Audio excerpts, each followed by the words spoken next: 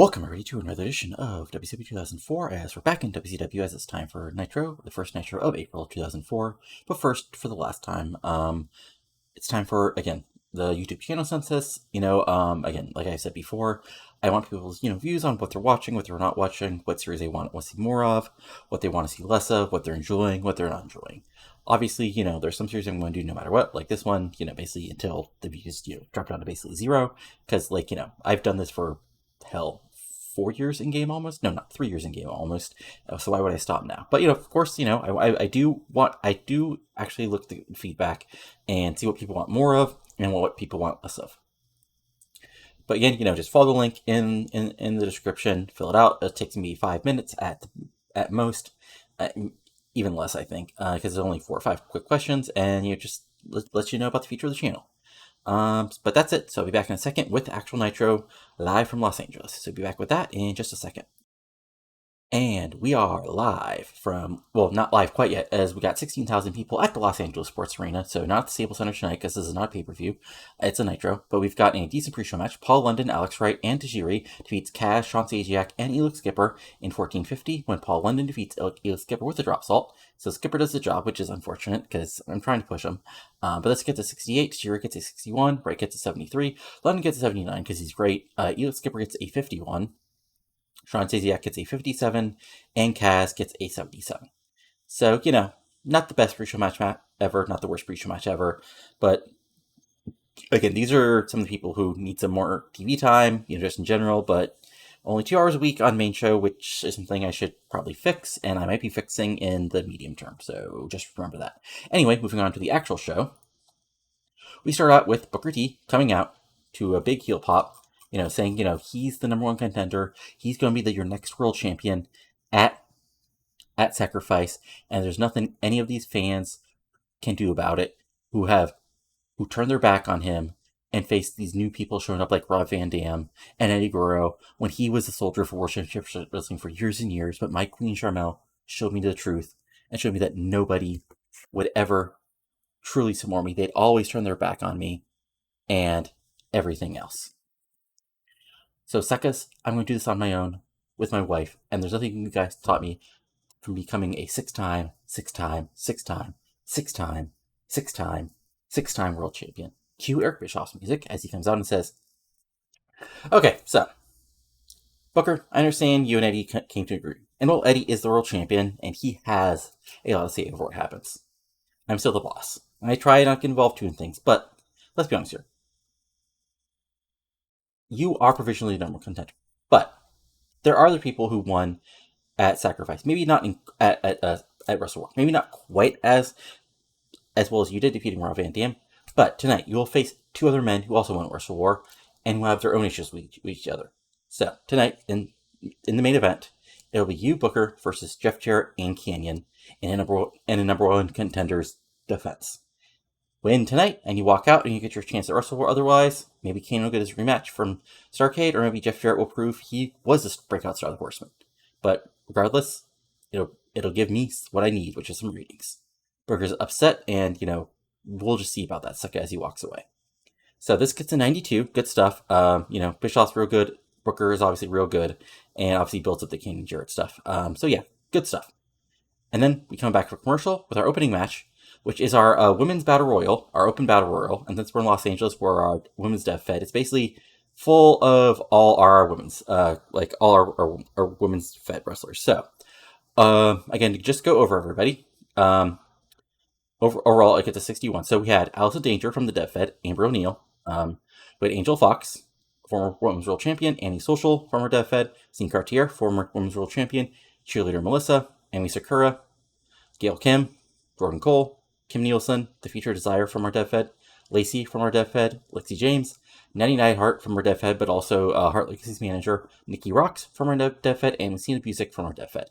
So, and they both had terrible wrestling and non-existent crowd heat. Jordan Cole, of all people, in the Battle Royal in 9:55. The other members of the Final Four were Gail Kim, cheerleader Melissa, and Lucina Busick, with Gail Kim being the final elimination, and Gail Kim got the most eliminations over the course of the match. So, there's a couple stories here. So, the first story is basically right at the beginning. Angel, Fox, and Scene Cartier, who of course who argued, basically allowed allowed Nikita Colt to become Women's World Champion. They basically go after each other, and within like the first 10 seconds, they're both over the top, and they're still fighting. So that's unfortunate for them.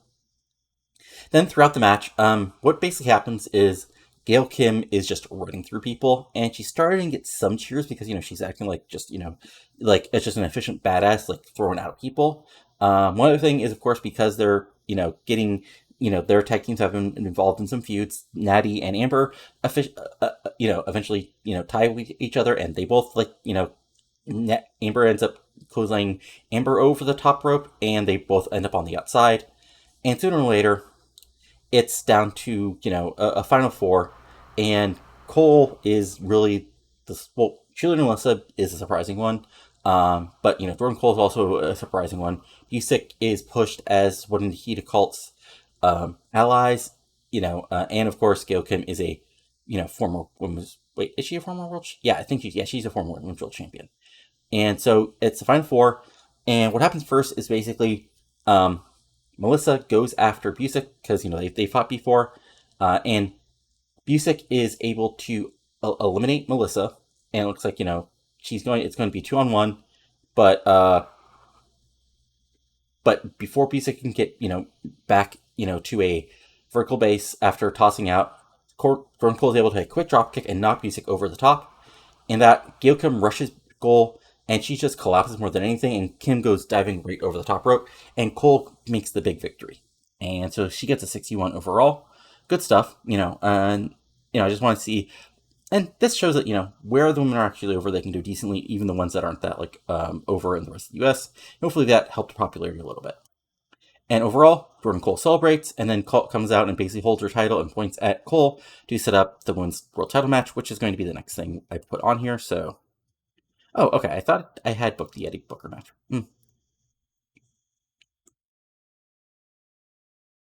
Let's Jordan Cole versus Nikita Colt for the Women's World Championship.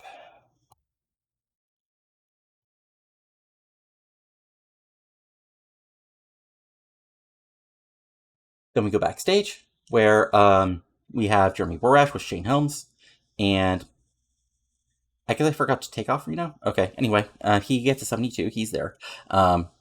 Anyway, Helms starts his promo by going, I found myself by killing Legend Flair, but since we were on the same side of the locker room at the time, as I was being the greatest champion of all time, I avoided the biggest legend of all.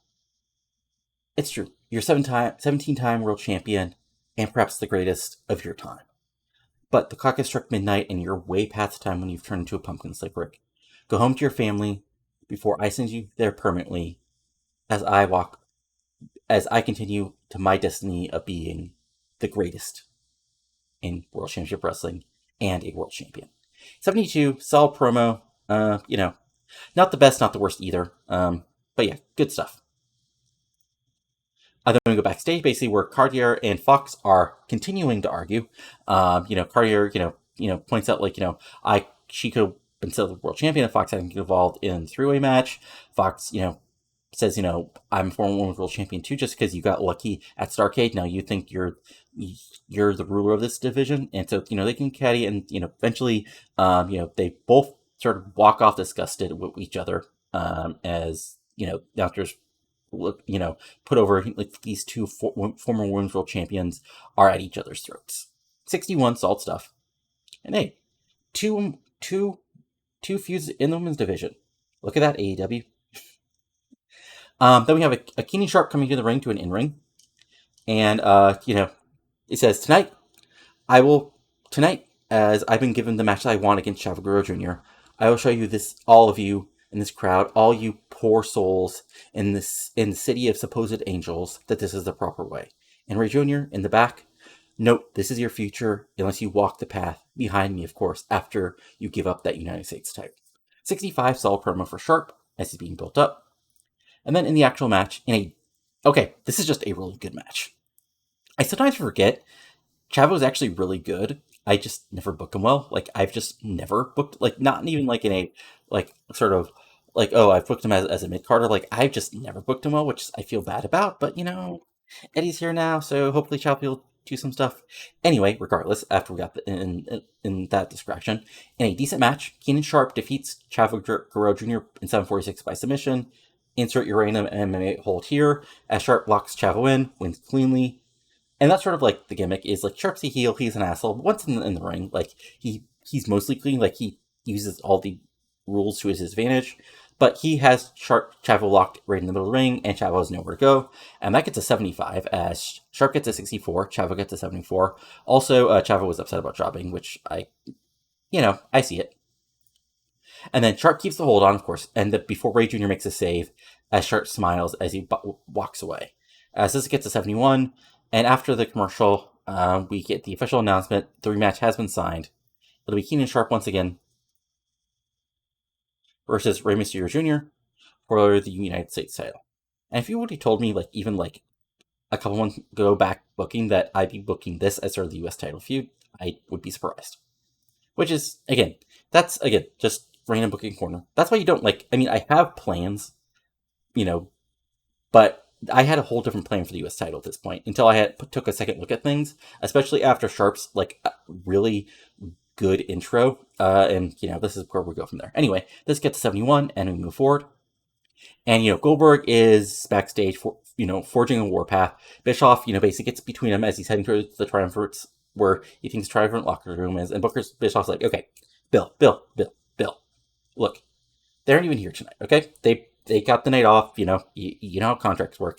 Now everybody has to be here every week. But I know you want awesome. And look, I'll give you awesome, when you need to. But next week, here's what I want. You, Hardy, RVD versus Triumvirate. Big 6-man main event. And you'll be able to get your hands awesome. Hardy and RVD will be able to help you out. And, maybe a big main event for me. How's that work for you? And Goldberg says, they're all next. Big pop as we continue this, as this gets to 73. And then we have a quick little, basically, graphic here. That basically, says, Tony Schiavone, says he's been given word by WCW officials that Deadpool will explain their actions against Vampiro next week on Nitro. And by the way, if you don't notice, this is sort of me, not exactly, allowing Raw to have a big post WrestleMania. If you notice, Goldberg's not wrestling, Triumvirate aren't on the show, Deadpool aren't on the show, other people are on the show. The main event's a big main event, but it's not a big one-on-one. The semi-main is the tag match I set up last week. I'm just seeing testing if using some people I don't use as much, to see how stacked I need these nitros to be to give good ratings. Anyway, this gets 74, as it's just basically a graphic. And then, in a About Didn't Have Much Heat and Terrible Wrestling, that's me. Monty Brown kills Conan in 158 by pinfall with the pounce. This gets a 55. Monty Brown gets a 60. Conan gets a 53. And post-match, Team Monty, which is Monty Brown, Miss Jones, and Stevie Ray celebrates to a 55, as Monty continues his just destruction streak. So fun times. As we go backstage where everybody rolled bad for this one, which is unfortunate, but what can you do? Basically, Jet and London are, backstage, A&W are there, and say, Jet, A&W says, you look interesting without the titles around your waist, almost like you were looking the first time. And Jet and London fire back, you guys lost your number one contendership. Why you? At least we were the tag champions. And Peter fires back, fine. If you think you're so special, face us next week in the ring, and we'll see who really deserves to be at the top of this tag division eventually again. Let Jet and London simply say, fine, we'll do it. And they walk away. 65, not the best thing, but it sets up a tag match for next week. Then we come back to commercial, and Jeremy Barash is with Jarrett and the Chosen Few, as Jarrett cuts a quick promo where he says, Saps nuts tonight. I will erase the stain of the Horseman once and for all from my past, and the Chosen Few will rise to the top of WCW. Booker, we've had awards before. It's good you've finally seen the light that these idiots, these slapnuts, will never truly have your back and will always turn on you. But you're in my way for the world title. And Kanyon, well, I'm going to show you why I should have been the one getting world title shots and not you. Good promo, 74 as we move forward. Then we have a Ric Flair in ring. So, Flair comes down, obviously Helms throws a shot at him. As the announcer put over, he's facing a member of the Helms Legacy in Cash tonight. As he says, Shane Helms, brother. Lots of men, better than you have tried at me. Harley Race put out a bound on me. Vader tried to kill me in my hometown. Hell, Bischoff and Bex tried to fire me. How many times? So, if some punk kid who thinks he's the first wrestler to get cocky and crow about it with some backup thinks he can take a Nation Boy out, well, he'll just have to learn that diamonds are forever, and so is Ric Flair. Woo! Now, go ahead, bring out your lackey, and more importantly, his girlfriend too, because I'm sure, deep down, she wants a ride on Space Mountain because it's the oldest ride, but still's got the longest line. Woo! 71. Decent, promo as, it's a short in-ring promo, and then the actual match gets a 75. I mean, not bad, considering it's a short match. And yeah, so Flair gets an 86, Cash gets a 68. As in a good match, Ric Flair defeated Cash in 7:44 when Cash was disqualified when Gigantes ran in and attacked Ric Flair. So back and forth match, we probably get a Flair Amber O'Neil spot, because of course we do. Looks like Flair is gaining the advantage, but just when it looks like, Cash goes for the dead level, Flair gets out of it, goes to slap on the figure 4, but then when he, puts it on, Gigantes comes in, chokeslam to hell, ref calls for the bell, and the beatdown is on. As this gets a 75, like I said, and now it's a big beatdown with Helms, Reno, and everybody else coming down ringside, when eventually, after a couple minutes, Hart Legacy and Natty makes the save, and to a pop from the crowd, seems like the Hart Legacy, aren't done with our friends Reno and Cash as well. And also, I can also book that for the sacrifice as well, I guess. Lots of stuff I thought I booked that I did not actually book. As yeah, it's going to be officially Reno, Cash, Teddy Hart, and Jack Evans. World Tag Team titles. And yeah, this gets 7-1, like I said. And then we go backstage to a good Eddie Guerrero promo. Also, as a quick note, somebody said in the comments that I should try to have Eddie either bulk up and lean down and see if that helps his start quality, and then maybe it'll break his pop cap. So Eddie's getting more bulkier, which I know is dangerous for Eddie Guerrero in 2004 to do, but what can you do? Anyway, Eddie, basically arrives, and he cuts a quick promo and says, basically, Booker, Jarrett, Kanyon, all those names look the same to me, I say. After all, Kanyon may be getting those cheers right now, but long ago we were going to war. Jeff Jarrett, well, he was part of that war. And Booker, you've turned your back on these fans, man, and you're in your own delusions. So, Guerrero family's values say, I'll take on anybody and prove that I'm the best wrestler on the planet, because this is my belt. 86, good promo, and move forward. So then we basically, that's where we cut commercial. We come back with Kanyon in the back, and he's like on his own, like no interview or anybody, which in this gets a 69 because it's just a quick promo. And he says, Kanyon's like 456 days since I lost the world title. Every single day without it, I've thought about it and wished it was back with me. Tonight, I'll prove that nobody's better than Kanyon. And Eddie, at Sacrifice, you'll be facing the real Kanyon this time around. This gets a 69 because again it was a quick promo, so nothing special. Then we have the match that we set up last week, which, holy okay, hello chemistry. Thank you, chemistry. Okay, so and about that decent wrestling, they did have my cheat. Air Raid defeats Jamie Knoble and Ebony Sable in 10:07 when AJ Styles pinned Jamie Knoble with the Styles Clash. So the actual match is sort of what you expect. Ebony Sable tosses either AJ or Air Raid around when they're in ring by themselves. AJ and Air Raid though are when team up, they're able to a double plancha on Ebony Sable, hit double missile drop kick, lots of double team moves. Noble comes in, he picks apart air pairs in the ring with technical moves, but eventually fights out. Ebony Sable gets sent to the outside by both men. I imagine him going for some sort of power bomb. AJ hitting a quasi Frankensteiner, sending him out to the outside. A big double plancha. Then Noble's stuck in the ring by himself. AJ hits the Styles Clash on Noble. 1, 2, 3, right in the middle of the ring. As this gets an 82. Ebony Sable gets a 35 because he's not over at all. Jamie Noble gets a 77. AJ gets an 80. Air Press gets a 74. But the most important thing, and the thing that's going to change some booking, in the medium turn, Jamie Knoble and Ebony Sable showed excellent chemistry to keep together. Everybody celebrate, we got a new tag team. Yeah, I mean, this is real good. This is real good. And also, I forgot to make this. I think I should have made this more obvious, but yeah.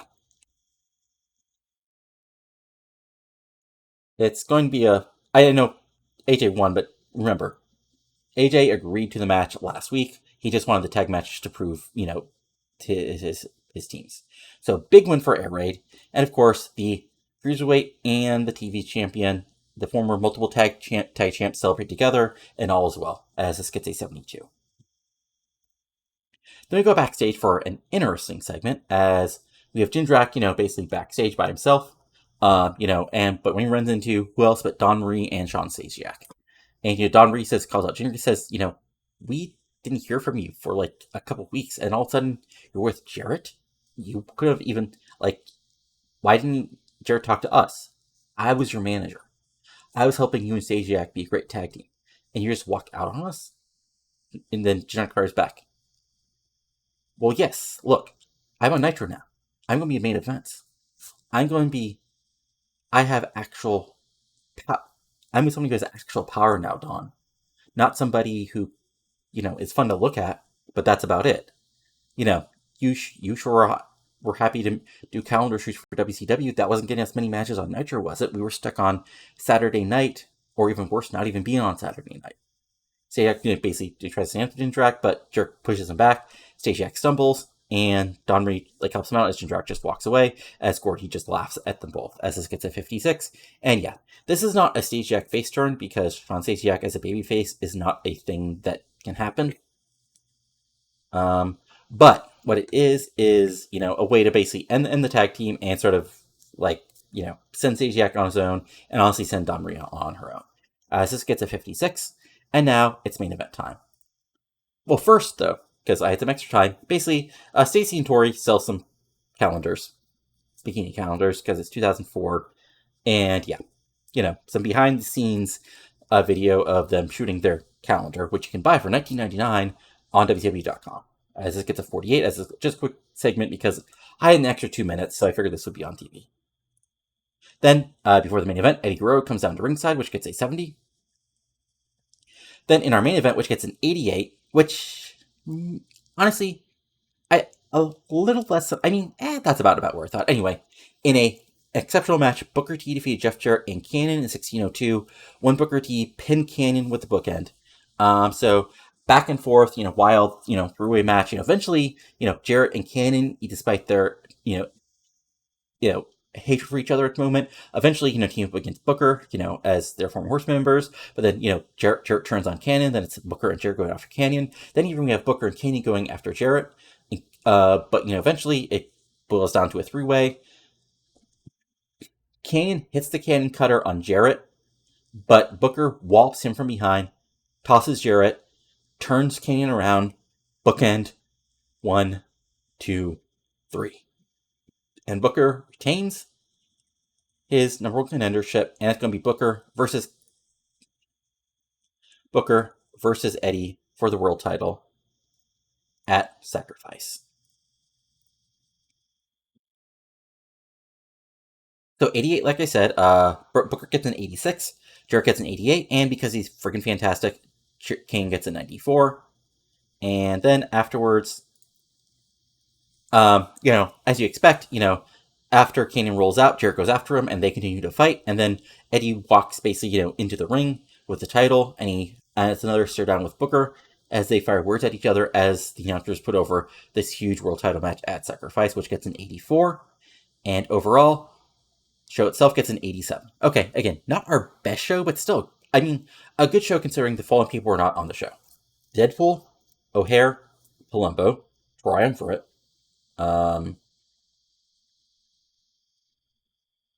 AMW and Heart Legacy Actually Wrestling, which was better at, Eddie in the ring.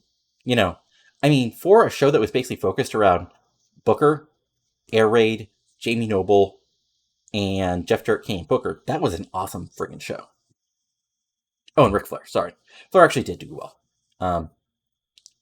So let's see what Raw did for their post WrestleMania Raw booking on their own again. So let's see if they did anything incredibly weird, and we'll also go over everything else that happened in the world as usual, as I'm trying to do. Because I do understand people do want to see what the world's looking, the game world is looking like, as it gets more wacky as the AI does its thing. For anybody who, I will also go over the WrestleMania results real quick for anybody who doesn't actually show up. So let's see here. For some, okay, so okay. WWE made an offer to Dave Hebner, interesting, and made an offer to Dusty Rhodes. Okay, that's interesting to me. Also, Shane Helms thinks Jamie. I mean, you're like best friends. Of course, you'll think that. So first, let's look at Raw. So, okay, so we had in the pre-show Radicals defeated Spike Dudley and Crash Holly. We had Trish Stratus and Cherry Slice making her debut. Interesting, getting a 32. Ouch. Defeating Molly Holly and Jackie Gata in 81. But Chris Benoit defeating Cody Hawk in his debut in 87. Billy Gunn defeated Raven, Al Snow, and Rikishi in 80. Okay, this is actually decent booking because Gunn's part of a tag team. Al Snow's just got a big win, and Rikishi is, of course, part of the tag champs. With Shawn Michaels being Matt Classic by DQ. Okay. Paul Heyman promo, Teddy Long thing. Steven Richards, Scott Hall, and William Regal defeating Bradshaw and Quick and Sexy in a 78, with Edge defeating Val Venus in a tables match in 97, and Brock Lesnar and Triple H defeating The Undertaker and Big Show, okay, in a tables match in a 99. Fun times. I mean, I don't want to say the best booking, but not, the worst booking either. Interesting.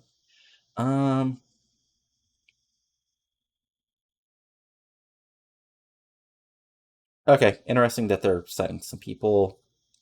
Murakami's going to MMA fight. Was there anything else as far as like as a quick look to see what Noah's doing? Noah is still doing stuff there.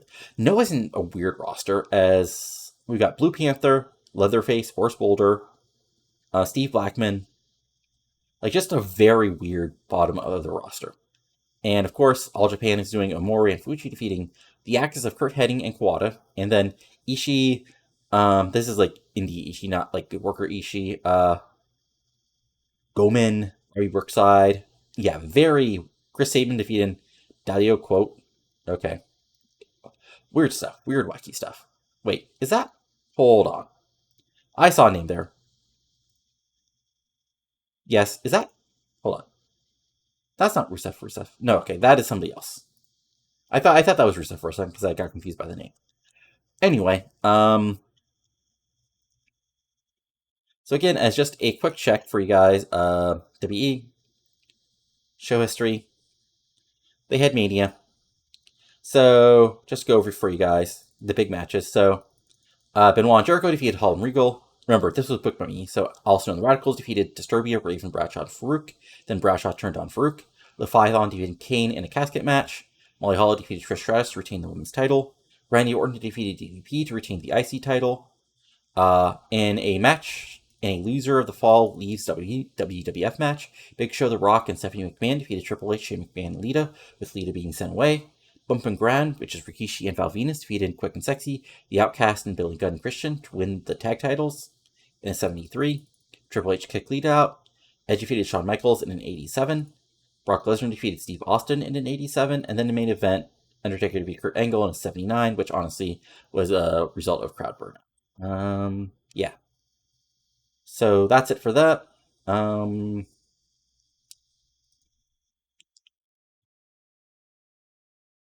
to think here of anything else I want you guys to see. I'll double check around the rest of yeah, let me just do a quick check. Okay, this is a quick hilarious thing.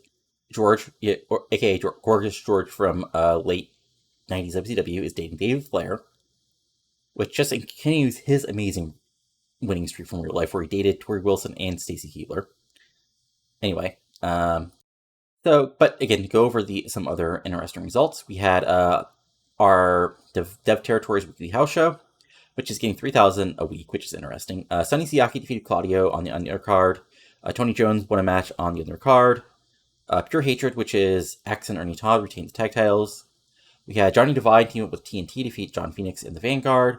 We had Rothschild team with MI Smooth defeats Chris Rambola and Kate Graves, who, if you remember, is a regen. We had Killswitch defeat Marcus Militek in a 64, so they're actually getting quite decent, both of them. Prince Nana defeated Shane Ballard. Keith Walker defeated Tank Tolan to retain the North American title. Adam Jenkins defeated, that match doesn't care. And Jason Cross defeated Ray Lepan, who's the feature Adam Rose and member of our Dev roster, to retain the Wildside Heavyweight title in a 74. So fun times, and overall that got a 69.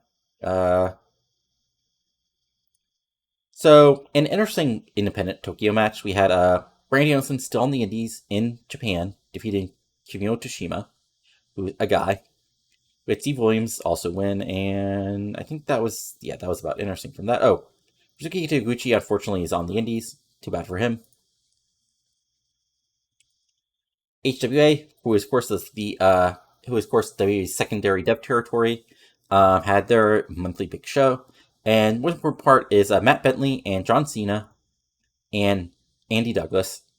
So basically, Shawn Michaels' nephew, one half of the Naturals, and John Cena defeated Alex Shelley, a guy named Skinhead Ivan, and Tyler Thomas, who's a random. Oh no, okay, he's a regen who I completely forgot about.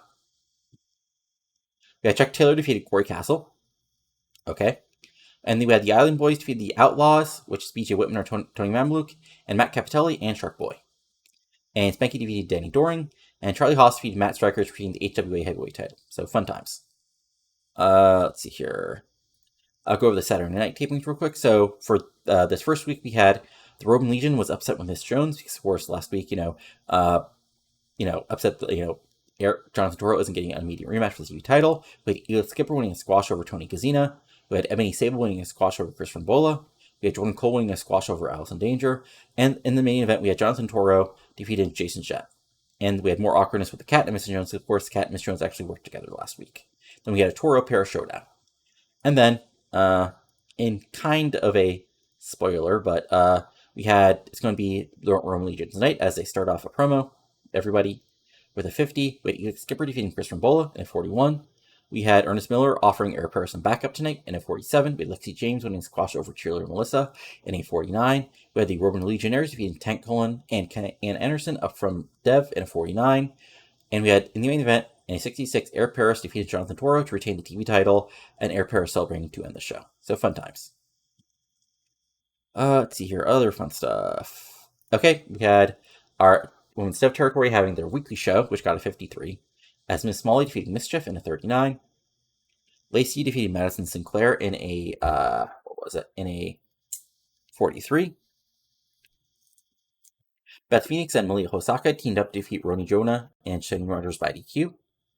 And yeah, the fact that Phoenix, she needs some time in the Fed, unfortunately. We had Vanessa Harding, Bonnie Maxon, and Allison Danger defeat Cheerleading Melissa and Pink Girls, which is Natty Neidhart and Becky Bayless in a 50. And in the main event, Kim Nielsen defeated Westina Busick to retain the AWGQ title in a 59. Fun times. Wildside had their TV show, so things you guys care about. Ken Anderson defeated Kay Grice, who's a regen, in a 62. Killswitch defeated Claudio. Lazarus defeated Kenzo. Kenzo, of course, is on our dev roster. And yeah, that's about it. The other stuff is actual Wildside roster members. OVW had their weekly loop, so things you guys would care about. Bull Buchanan defeated Shaggy Judo, because of course it does. Joey Ryan defeated The Machine. Linda Miles defeated Sarah Sock to retain the Divas title in a 54. Cody Hawk and Trent Baker defeated Shelton Benjamin and Chet Jablonski in a cage match in a 63. And Homicide and Justice defeated Lance Kane and Christian York to retain Southern Tag titles in 64. And Rico defeated CM Punk in a 71. So that was that. HWA had the weekly show. Nothing really of note. John Cena team with Chuck Taylor defeated Alex Shelley and Skinhead Ivan. Okay. And I would guess, yes. Skinhead Ivan was worse. But Alex Shelley and Chuck Taylor had a higher rating. Fun times. Let's see here. Interesting stuff. Independent Women's Wrestling Show. AWQ, our Women's Dev Head, had their monthly big show, which got 2,000 people. As we had Madison Sinclair, Miss Chef, defeating Ariel and Miss Molly in a 41. Leah Hosaka and Becky Bayless defeating Fit Miss Harding and Sydney Rogers. In a big six-man, Alice Danger, Bonnie Maxon, Feature Rain, and Bassina Busek defeated Chiro and Melissa, Beth Phoenix, and Tracy Brooks in a 56. Kim Nielsen defeated Roni Jones, retained the title in a 48. And in the main event, the social scene of Annie Social and Nikki Rocks defeated Lacey and Natty Neidhart in a 52 to retain the tag titles. So interesting. Annie Soul's up to 64, Nikki Rocks 60, Natty's only at 50. So fun times. Let's see here. OVW. Anything interesting from OVW? Not really. Oh, ROH, of course, is still. Oh no, ROH did not have a show. On the same night as WrestleMania, which I sort of imagine it being like an early show, and then OVW, like that actual Mania, was shown like on the big screen or something. So OVW had their sort of like big show, which got 2,000 people. As matches of people you guys would care about, let's see here. Lizzie Borden and Kara Slice defeated Jamie Keys and Miss Natural in 56. CM Punk and Shelton Benjamin teamed up to defeat Cody Hawk and Joey Ryan in 68. And Homicide and Justice defeated Trent Baker and Flash Flanagan to retain the OVW tag titles in 63. So fun times. Again, I don't know how much people want this deep look, but I got on a roll here, so I figured why not take a look. Merch-wise, just so you guys can see how much we're making on merch real quick. So last month, Goldberg, Kanyon, RVD, Flair, Macias, Eddie, Sean O'Hare, Rage Jr., Palumbo, Hardy as our top 10. Right below is Vampiro, Booker T, Sting, and then Jarrett, Styles, Johnny Lawler. Interesting, Kanion's already the number 2 guy. But yeah, I think that's about it. We're on the road to Sacrifice. We got some matches set up. We got some feuds also bubbling over, so some more matches will be set up. A big 6-man set for next week. But that's about it. So, if you enjoyed this, go ahead and give it a like. Comment below what you're enjoying and not enjoying.